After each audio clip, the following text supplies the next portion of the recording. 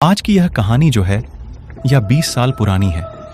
इसका मुख्य किरदार शिवराज हैं, जो दिवाली की छुट्टियां मनाने अपने बुआ के घर रांची जा रहा था। शिवराज का परिवार अपने बुआ के गांव रांची पहुंचा ही था कि उसको जोरदार प्यास लग गई और उसने अपने पापा से बोला कि पापा, हमें प्यास लगी है।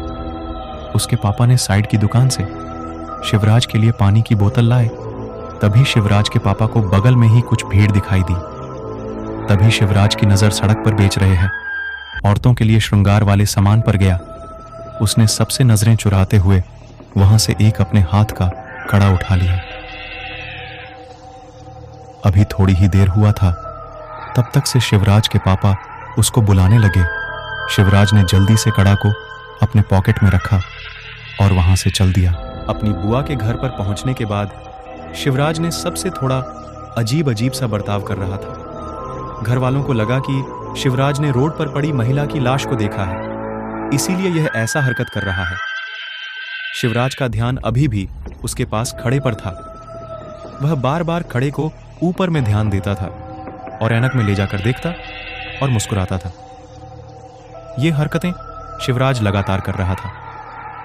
एक दिन जब शिवराज ने कमरे के अंदर उस खड़े को पहनकर खड़ा था, तो उसका मन किया वो पूरी तरह से लड़की बन जाए और देखे तो उसको कैसा लग रहा है। इस बात को लेकर उन्होंने अपने कजन जानवी के पास गया और उससे लड़कियों के लिए सजने और संवरने वाले सामान मांगने लगा।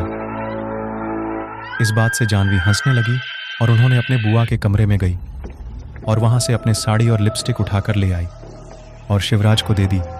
शिवराज तैयार हो ही रहा था कि जानवी के पापा उस कमरे में आ गए। जानवी को देखते ही उसके पापा का गुस्सा भड़क गया। उन्होंने जानवी को डांटने लगे। जानवी ने रोते हुए कहा कि शिवराज लड़की बनना चाहता था और हमको बहुत परेशान कर रहा है कि लड़कियों को सजाने और संवारने वाले सामान हमें दो।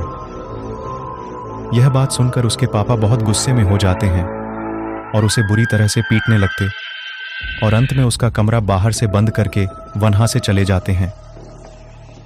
शिवराज कमरे में बैठकर जोर जोर से रोने लगता है। तभी अचानक उस कमरे के दीवार पर एक लड़की की परछाई नजर आती है। धीरे धीरे परछाई उस शिवराज की तरफ आने लगी। शिवराज उस परछाई को देखकर थोड़ा घबराया। शिवराज कमरे के दरवाजे को जोर जोर से पीटने लगा। किसी भी व्यक्ति ने दरवाजा को नहीं खोला। उसने पीछे मुड़कर देखा तो वहां पर कोई नहीं था। शिवराज अंदर बैठ गया, लेकिन कुछ ही मिनट के बाद उसके बेड के नीचे से एक अजीब तरह की आवाज आने लगी, मनो कोई शिवराज को पुकार रहा हो। शिवराज जैसे ही बेड के नीचे देखता है तो वहां उसी औरत की लाश पड़ी है जिस औरत की लाश को शिवराज रोड पर देखा था। उस लाश को देखने में शिवराज को बहुत ज्यादा डरावना लग रहा था।